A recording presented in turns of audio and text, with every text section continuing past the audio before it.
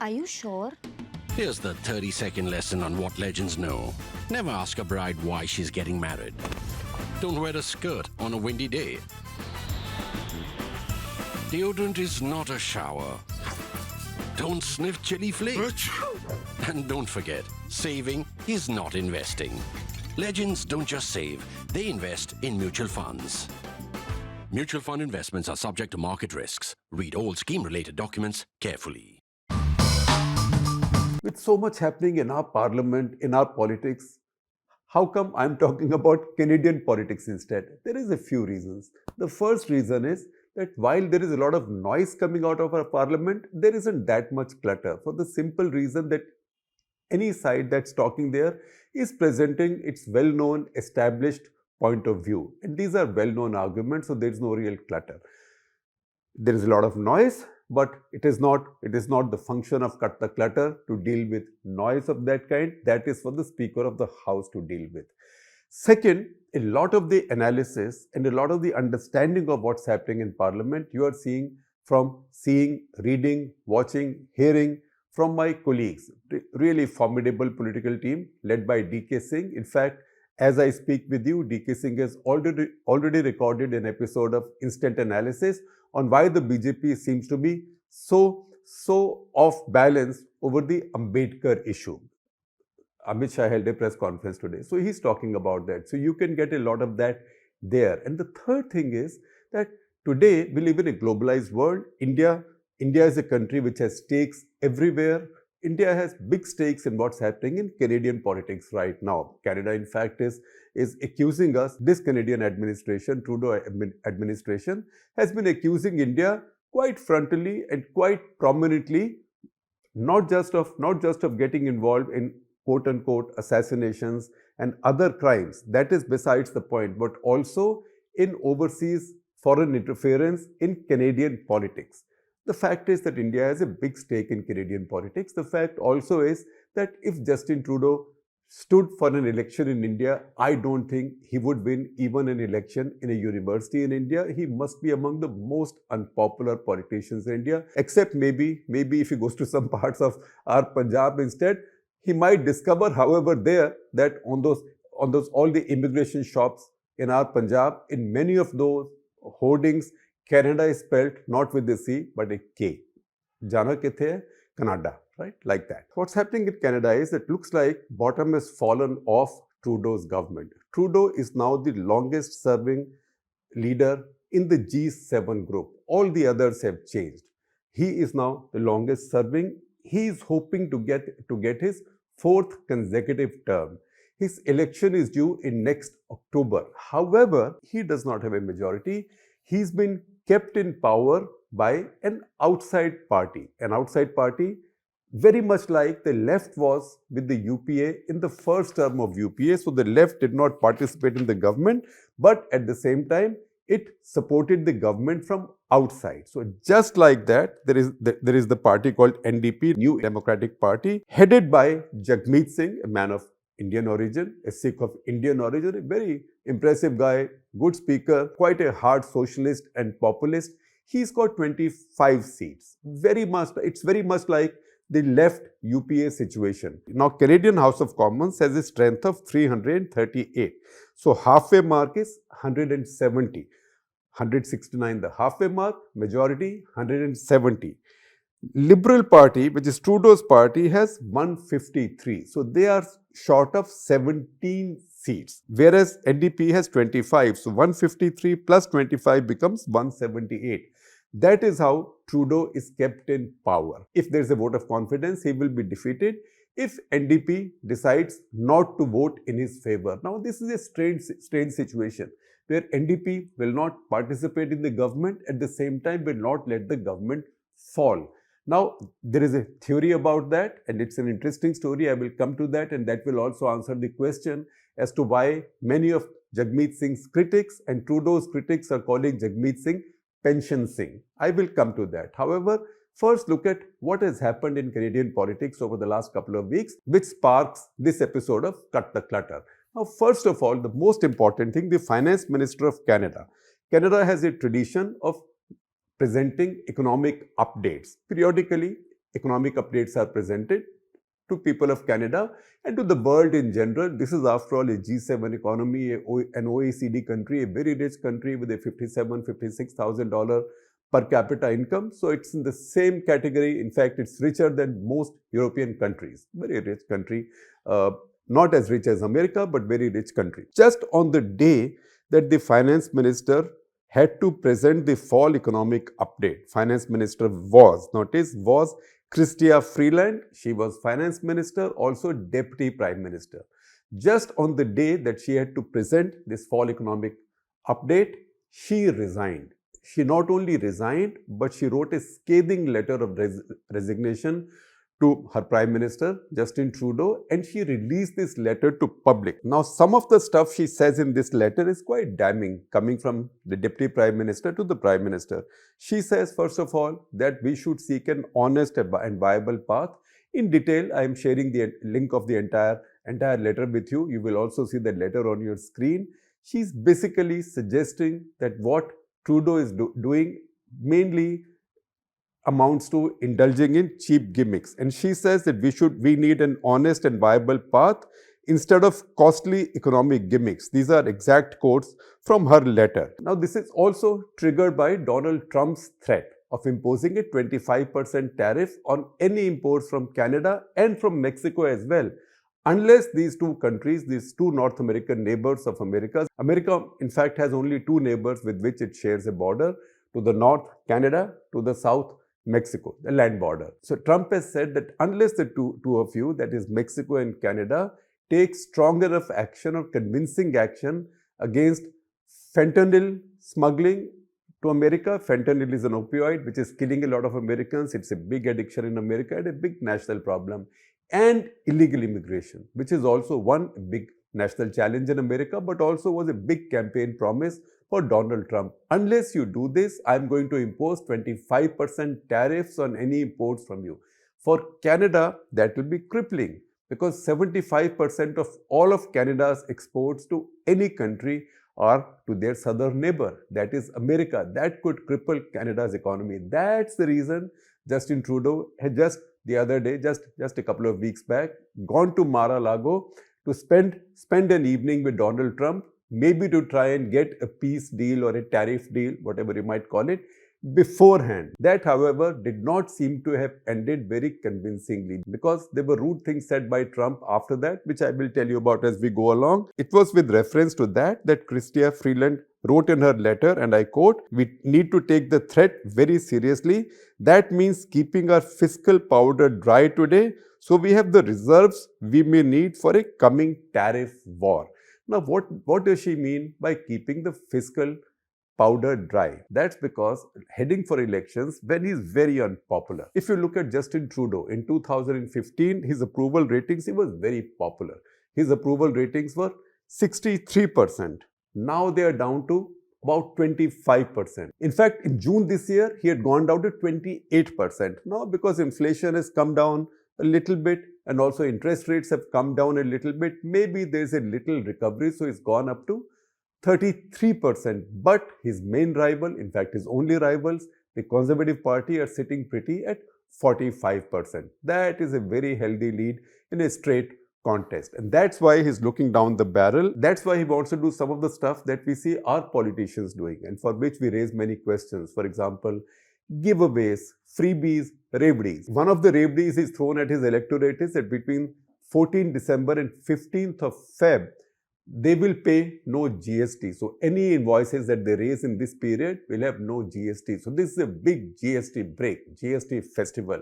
Won't we love it if our government gave us a GST break for 3 months? No GST. Jo marzi khareedna hai kharido, buy more of this stuff, buy more of the shoes, or sell anything, no GST. So he's announced that GST holiday for 3 months. The second thing, among the many populist things that he's promised, the second thing is that he will send out in June 250 Canadian dollar checks to anybody earning less than 150,000 Canadian dollars last year. Now just think about it. 150,000 Canadian dollars is like 90 lakh rupees, right? That will be a fairly rich person or fairly well-to-do person. That will not be a poor person. even if you apply purchasing power parity. In India, of course, 90 lakhs per year is a very well-to-do person, but even in Canada, so he's spreading this out to such a large percentage of his electorate. Anybody who earned less than 1,50,000 Canadian dollars, that is less than about 90 lakh rupees in this year, in this financial year, will get a check of $250. Now think about it. $250. Canadian dollar is about 57, 58 Indian rupees equivalent or thereabouts, although it's been falling in value compared to the dollar lately. As of now, it's come to about 70 cents to a dollar, and that is something that leader of the opposition, Pierre Poilievre, keeps talking about. See his tweet where he shows this fall in Canadian dollars value. See another tweet from Pierre Poilievre where he says that GDP per capita, although Canada has seen growth, in fact this year also Canada will get about 2% growth, which is very good for an economy as rich as Canada. Growth is there. At the same time, there is something peculiar about Canada, and I will try to explain it for you. He says, Pierre Poilievre says, and see this graphic, he says that the per capita GDP in Canada in third quarter of 2024 is actually lower than it was in second quarter of 2018. That means for an average Canadian, there has been no growth over 6 years. So how do you explain having growth all these years? Of course, 2020 was a year of nearly 5% negative growth, but following that also, there's been growth every year. The following year itself, there was a growth of about 5%, so there was a full recovery. How come still per capita incomes have stayed stationary? Even now, they are the same as they were in second quarter 2018, 6 years ago. That's because Canada's population has risen very steeply, and that is something that we had spoken about in an earlier episode of CTC, that Canada allowed such heavy immigration, such massive immigration, that their population has grown at a very high rate. It's a rate that G7 countries are simply not used to. And what that has done is, that has increased the population base. GDP has grown, but population has grown faster than that. And that's the reason you get this stationary per capita GDP effect over 6 years. And that is really hurting the Canadians. Now, $250 at that value is how much money you can calculate quite easily. It's just about 15,000 rupees. For 15,000 rupees, an Indian voter will not come and vote for you. An Indian voter with a per capita income of $2,800 will not come and vote for you. Why would a Canadian voter with a per capita average income of $57,000 come and vote for you? This looks like a joke. In Canada, $250 Canadian dollars will not even buy a meal for a family of 4 at even a reasonably modest restaurant. So this looks like an act of desperation. These acts of desperation have upped his deficit. So one of the things that triggered Chrystia Freeland was the fact that while she presented this fall update, she has talked in the past about tightening the fisc, about reducing the deficit. She would have had to present this update that says that with all these promises, Canada's deficit will go up from $40 billion to $62 billion. That goes to about 3% of Canada's GDP, whereas the idea was to bring it down to keep interest rates in check and inflation in check, etc., etc. So that's going wrong, and that's the reason she says in her letter that just when we needed more fiscal discipline and we needed to keep, and I'm quoting from her, our fiscal powder dry, we are actually indulging in costly gimmicks. In the wake of Chrystia Freeland's resignation also came the announcement by Housing Minister Sean Fraser that he will not be seeking re-election. He gave family reasons, but once again, Trudeau critics and the opposition have said that's because he sees no chance of winning given the approval ratings that Trudeau's party has right now. And once again, another indication came in a by-election, or what the Canadians call a special election. So in September, there were 2 by-elections or 2 special elections. Those we spoke about in a full episode of Kartak Ladradhan, of which I will share a link with you. But in a third election now, in the constituency of Cloverdale, there again, Liberal Party, it was a Liberal seat, and they've got wiped out very badly. And how badly, I will tell you. In the previous election, in the same constituency, or riding as they call it in Canada, in 2021, the Liberal Party had won with a voting percentage of 39.2%. See these tweets from polling Canada. Liberals got 39.2% in 2021. Conservative Party of Canada, CPC, got 36.1%. What's happened this time? Look at the dramatic shift this time. Liberals have gone down from 39.2% to 16%. 16%. And conservatives in a liberal seat. And conservatives have gone from 36.1% to 66%.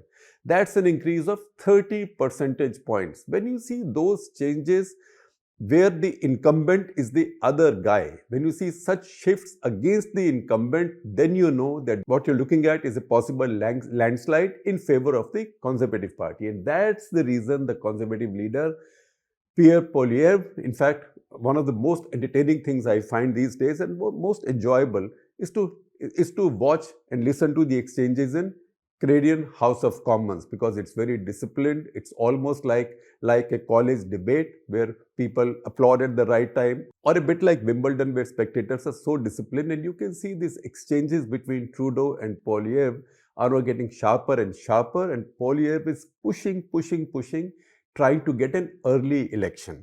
Now this Freeland departure is controversial for another reason, because she's the one who was leading the Canadian negotiations with the first Trump administration, 2016 to 2020. That's again when tariffs were an issue. And she was seen to be a very tough negotiator. She was coming out of negotiations and saying, I get my salary paid in Canadian dollars, not US dollars, etc., etc.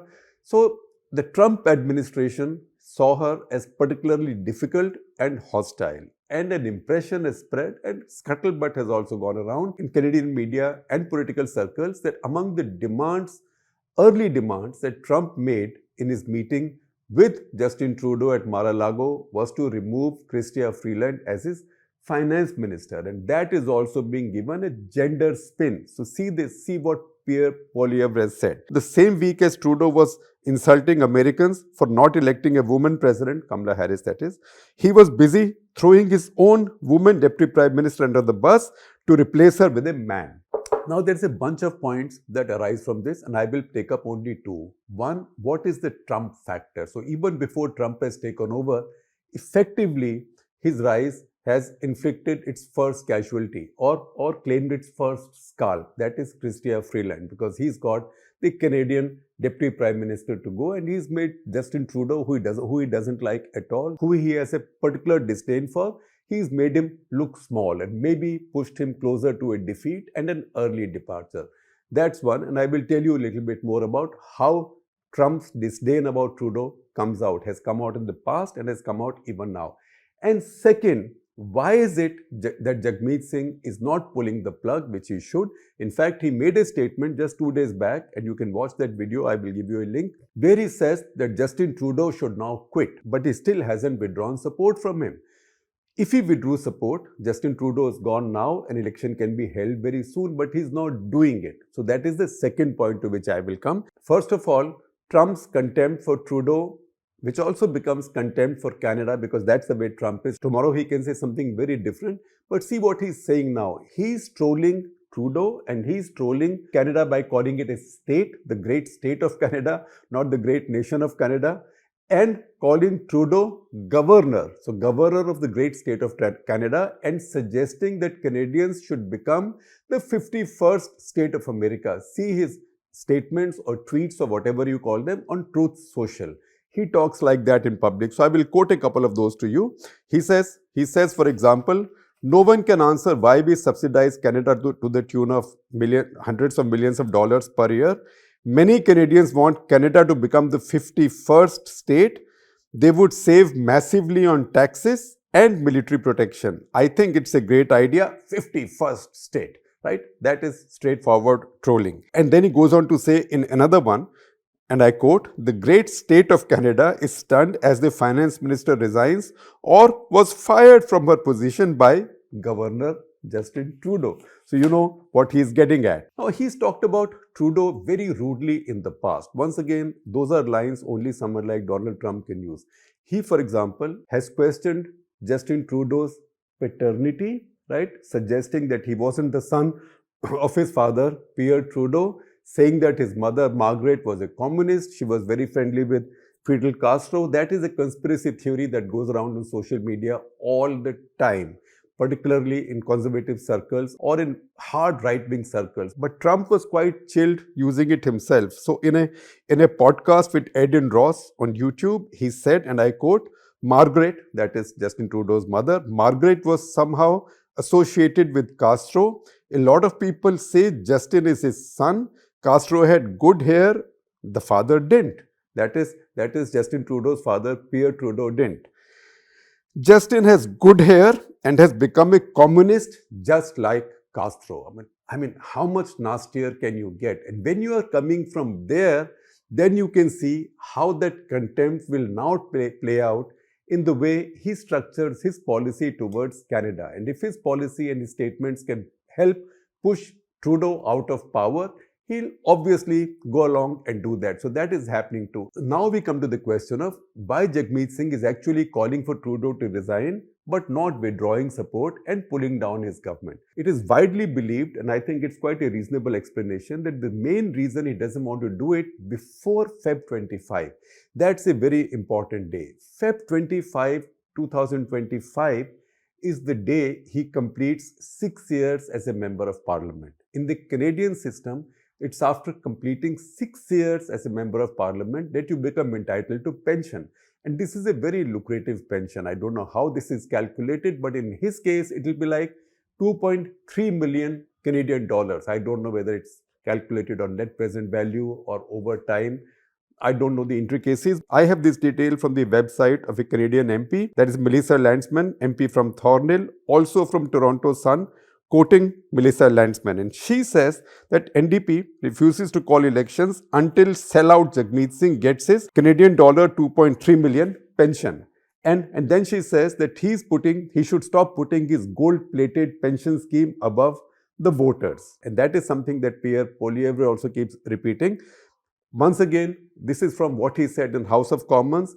First of all, he said this is a disastrous government, etc., that you would expect from the leader of the opposition about the serving prime minister. But then he says that there's only one person in the entire country who can change this, who can pull down this government. And he says everything that Jagmeet Singh says, I agree with, because Jagmeet Singh also says things which are very critical of Justin Trudeau. So he says, I agree with all of that. But he says, in fact, it's a taunt for Jagmeet Singh. Why is Jagmeet Singh making the entire country wait for him to get his pension? He should put the country ahead of his pension. That is the reason I told you he's also being taunted as Pension Singh now. Now, if this logic works, then I think wait till Feb 25 when the pension deal is done, and then you might see the end of this government and an early election. Otherwise, in Canada, formally elections are due only in October.